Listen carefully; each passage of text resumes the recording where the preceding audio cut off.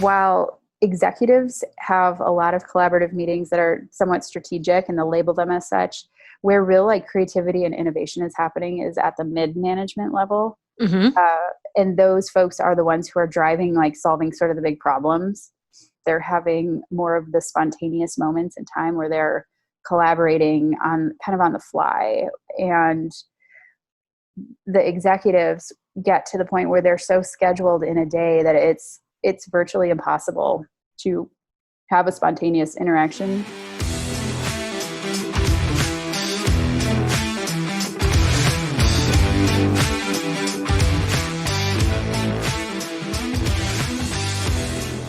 In this episode, we are continuing the conversation with Sam Julka, the CEO of Doris Research.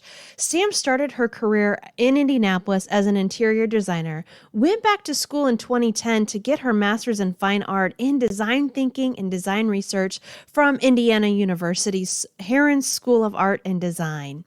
In 2012, Sam founded Doris Research and since then has worked with hundreds of organizations in many industries across the country. She has been so successful that in 2019, Doris even began franchising their business model across the country. She is a noted leader here in Indianapolis and across the country.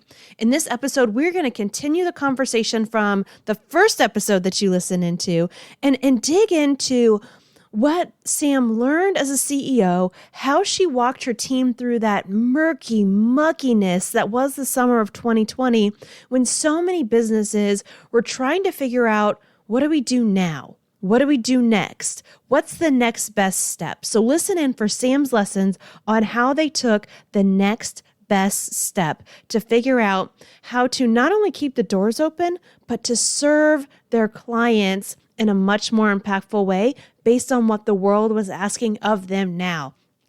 All right, let's dig in, my friend.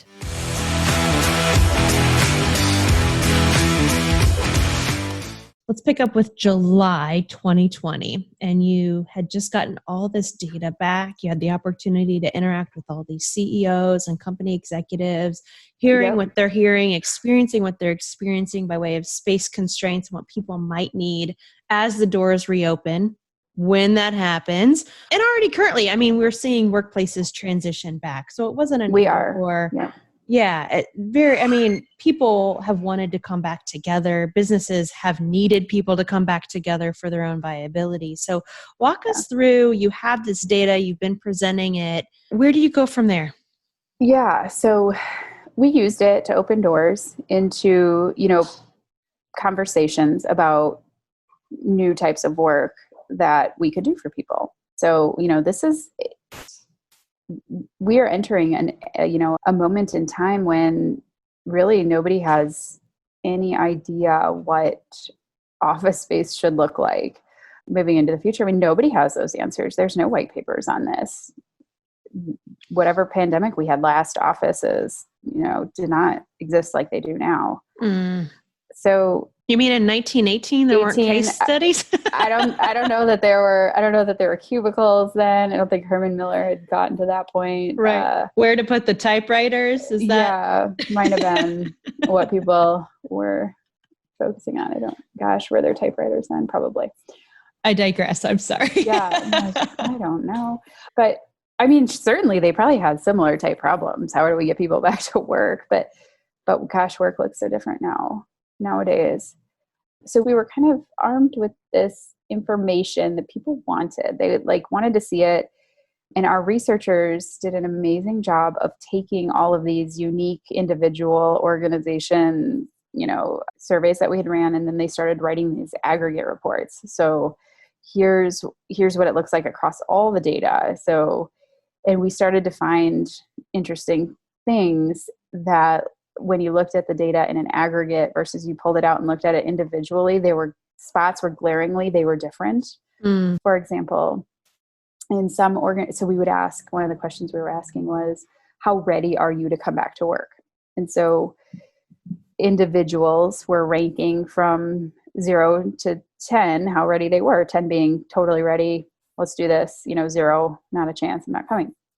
So when we looked at it, what we were curious about, I suppose, as researchers, was breaking it down by the age demographic. So we wanted to see, if there was variation in age groups based on readiness to return to the office. And very smart. we were like, everything we're hearing in the news right now is that this is attacking, people maybe 60 years plus or 65 years plus. And so we were like, surely when we look at this data, it's going to show that the folks that are least ready to return are going to be those that are the most vulnerable, the 60 plus year olds. Yes, baby boomers. Right. So we're like, the graph is going to have to show that, right? That's what we're hearing. That's what is logical, right? Isn't that what we'll see?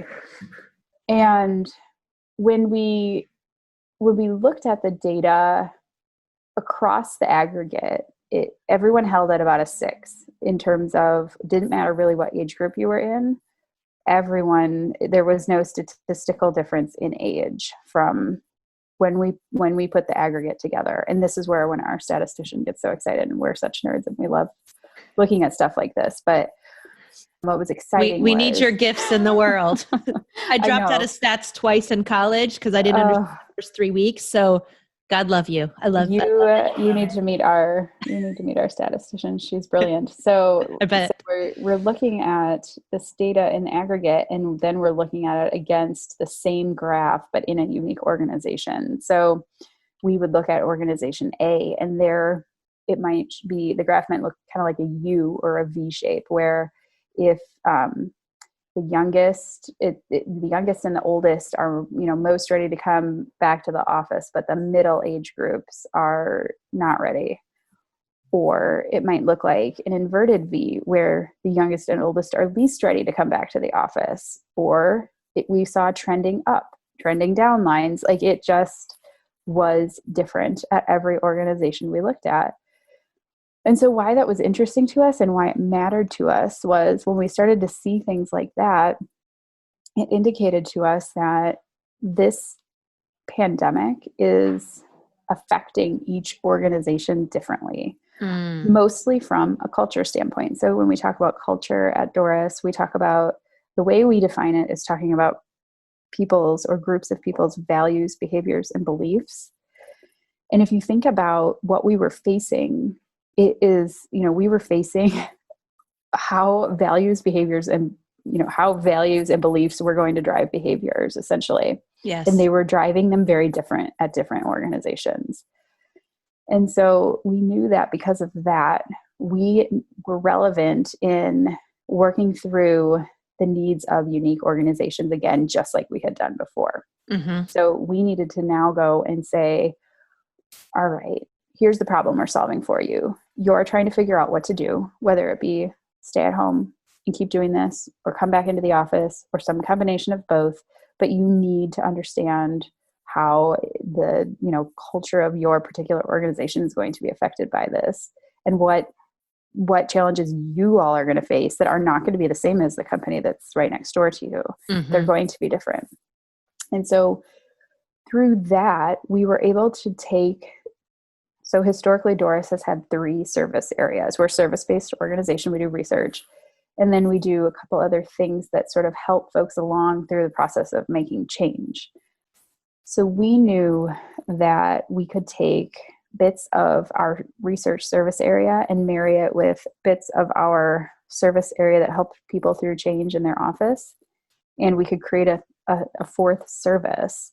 That was something that we would have never thought of before, or never thought of needing before, but we called the service revitalization. And we called it that because what people were going to go through was, eventually they were going to come back to something that they'd already been at before, but everything had changed. So you now needed to figure out how to operate and behave in the environment that you used to come to, but now the rules are different. Yes. And what does that look like? And so we set out to be the people to help define what that's going to look like, and how we know what to set the rules either as, or how to make people feel comfortable, or how to know when people are ready, or how to know what people's values are as it relates to coming back in. So we felt we had all the right skills for that. And that's what we ultimately started doing, was working on this service that we called revitalization. And we think there's a lot of room for it, even in the future, of just continuing to think about improving upon what you already have, versus maybe a blank slate and starting over again, which is maybe what we'd always done with research. And so, in about this time, people had started to, I mean, certainly by July, I would say in May, even people were starting to take our phone calls again. Like they had settled down, they had gotten their people, like, in March and April, it was a crisis of getting people laptops and webcams and software they needed. And how are they going to manage from remote and what, like all of that was starting to get figured out. Yes. And so they were now ready to address some of the wicked problems they were facing that weren't, they had to stop the bleeding too, kind of like we talked about, like they were going through the same thing, right? But then they started to become curious. So people started taking our calls again. And then people wanted to know what we had. Like, what are you learning? What are you learning from other groups? What could you learn? How could you help us learn something? And like, we just basically then launched off of that. Okay, we're relevant again. Like, we have stuff to share, stuff to do. And then what was interesting about that was, like I had said, traditionally Doris didn't do survey work. And we didn't want to build our new, whole new world on that. We still had, Doris has values that stem into everything we do. We want to be people-centered. We want it to be an experience that people appreciate. Mm-hmm. So at Doris, we always want people to, when we are collecting data from them, we want to, yes, collect the data, but also we want the experience through which we're collecting the data to be one that will be positive for them. Mm-hmm. And so long-term play wasn't surveys for us. That wasn't going to be it. So our research team, I had zero part in this, but they went to work on figuring out, okay, we used to do meetings with leadership teams in person, and we would bring in, 100 packs of Post-it notes, and we would have them, writing thoughts, and we would cover a wall and, help them map out whatever it was we were going to research. But it was very analog, and we were high touch, and, we had all these activities. We have tons of arts and craft supplies essentially to draw out data from people. Well, we couldn't do that anymore. And so we had to figure out how are we going to create kind of a very similar experience, but not be with them. Like we couldn't be face to face with anyone anymore. Mm-hmm. Mm-hmm. So they created very quickly using simple tools. So we heavily leverage the Google Suite. So Google Docs, Google Sheets, things like that. Yes. Because they are things that people recognize. So most folks have been inside an Excel spreadsheet before, and they kind of know how to operate in there. We didn't want to have to go to some, special app that people were going to use that they had to download and figure out. And so we create these we created and innovated on these tools that existed, but they were very simple to use. Mm-hmm. And we probably will continue to use them moving forward. We get in a lot of our engagements, people will say, wow, I've never thought about using this particular tool this way, but it was so helpful. And it helped our group, collaborate, and we weren't even in the same room, or whatever it was. So the innovation that came out of this is pretty amazing. So lucky to work with the smart people I work with.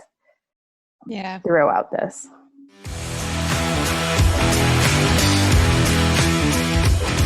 This season of the Hot Mess Hotline is brought to you by my Hot Mess Quiz. One of the common lessons that my clients learn during coaching is how to really evaluate a problem, dissect it for clarity, and then take action on the tasks that really move the needle. The Hot Mess Quiz can bring you that focus too. As a leader, your work life is full of, work. But according to Pareto, 80% of that work isn't even impactful. If you need to create growth and change, you need to focus in on what truly matters and what will drive new results. Take the Hot Mess Quiz by clicking on the link below, which is stephaniecrevens.com/Hot Mess Quiz. Just like this podcast promise, and this is in the real world too, what happens when people stop being polite and start getting real? That's what you're going to get in this report. It's going to be tailored to your business hot mess to tell you exactly where to focus your efforts first, and then how to bring your team along to get the change that you need to create. Go to stephaniecrevens.com/Hot Mess Quiz. Don't wait another minute to start becoming the pro troublemaker you've always wanted to be.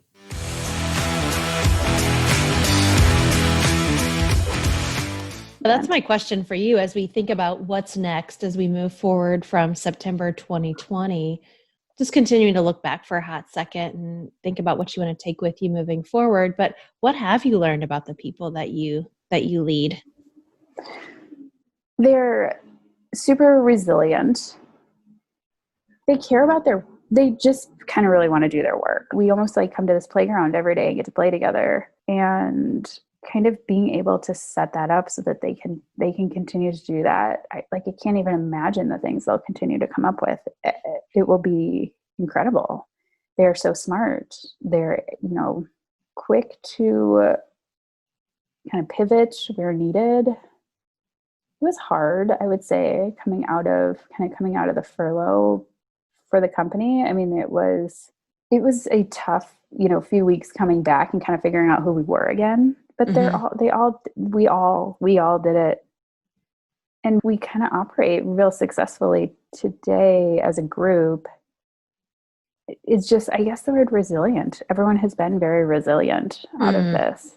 And I don't know, I would argue that none of us knew we had that in us going into it. Yeah.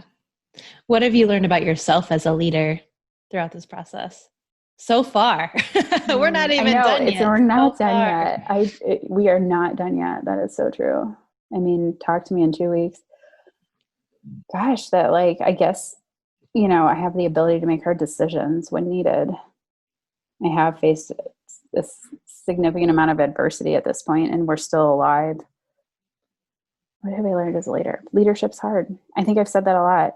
This is really hard. My job is harder now than it's ever been. From a leadership standpoint, trying to lead the way, it's hard when you don't know what the way is. I don't know. But what else are you going to do?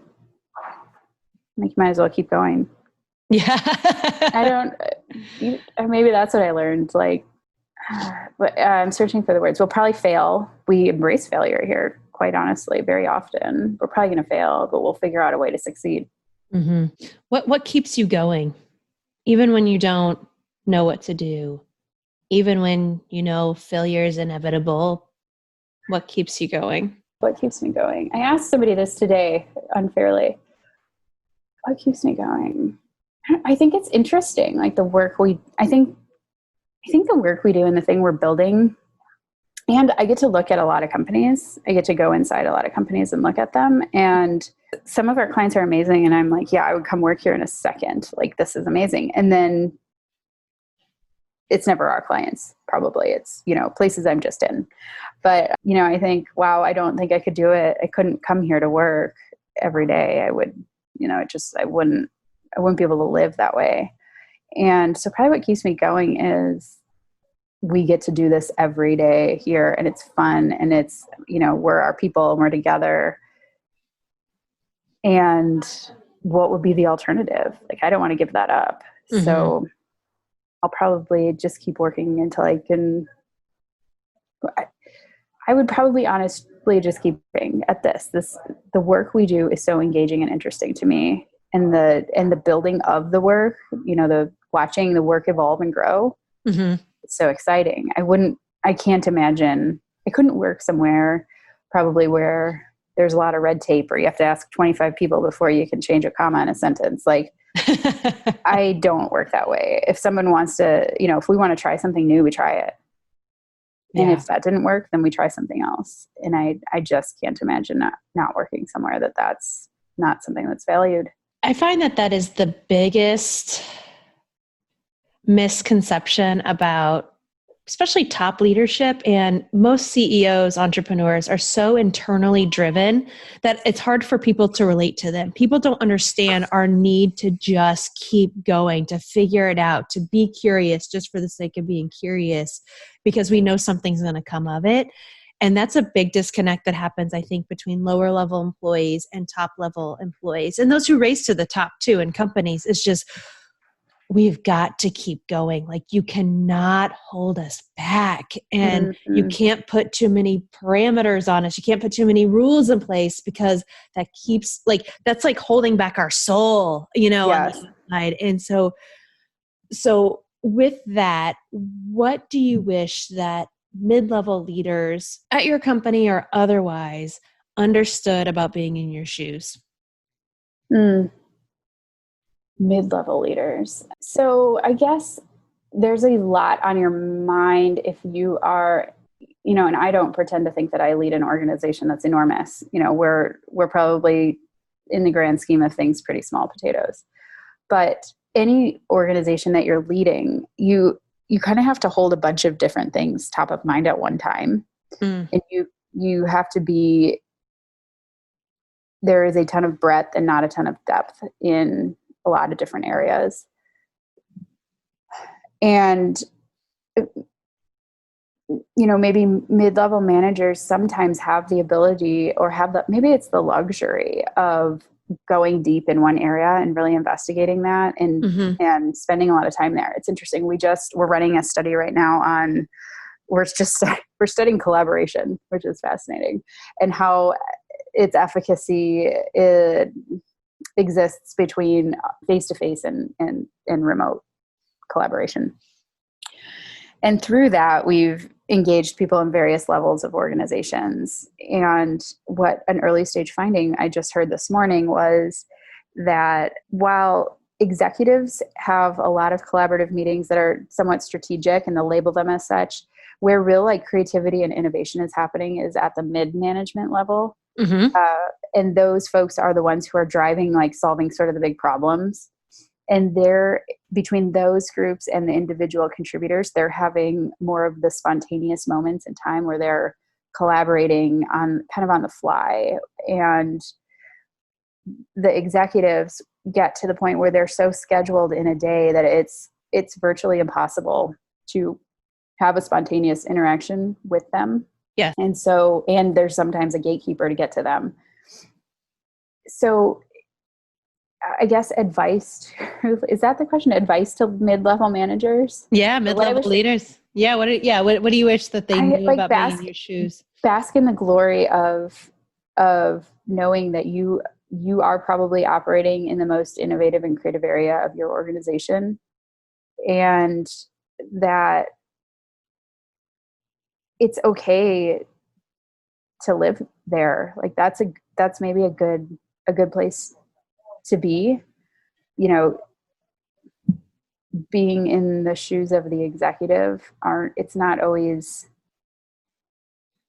there are a lot of little it's big picture and then down to little detail. I'm looking in my office and there's a light bulb out and that's driving me nuts. And I'm sure I'm the only person that's driving nuts. It's like holding all of those things at the same time constant. And I don't know that everyone wants that burden. Maybe you just want to come to work and really innovate and be creative and focus on that. Yes. And that's great, and do that. Yeah. Yeah. At that mid-level, you're afforded the opportunity. I mean, your job is to drive focus, and there's not enough that happens at that level. But at the CEO level, I mean, if you're flying the plane, you drop the plane from 40,000 feet to the runway and then straight back up, and then have to fly over the entire town and take it all in and figure out how to get to the next town. I mean, there's that breadth that our brain has to kind of manage all the time that is not always as great as it seems, maybe. And combine it with being so internally driven that we've always got to keep the plane going at 500 miles an hour. It can be exhausting being the CEO. Yeah, it's exhausting. I mean, life right now is exhausting for all kinds of people for all kinds of reasons. But it is. There's a lot to think about. I do get to steal the glory sometimes, when we have big wins or something like that. But it's kind of a humbling job. I think if you're good at it, you should be kind of back to that bit about surrounding yourself with smart people. I think if you're good at your job as an executive or a leader within an organization, you should be really good at finding the people that are actually the true experts at things far beyond what you are, and putting them into position to just really excel at that. Yes. And kind of keep your own needs at bay. That's your needs as a executive, president, whatever it might be, are and should probably be of no concern to the company or the organization. Should not matter to anybody how late you stayed up to write email. It should not matter that you are working well and unpaid on furlough. Like that is not something that they should be burdened with the worry of. Right. And they should just continue to be able to do their work with the path cleared. So as CEO, your job is to clear the path. I think of it that way a lot. I would hope, and I think leaders grow and change. I mean, I think everyone is always evolving. I think there's various levels of leadership. We see them all the time. Mm-hmm. I appreciate and respect leaders that serve.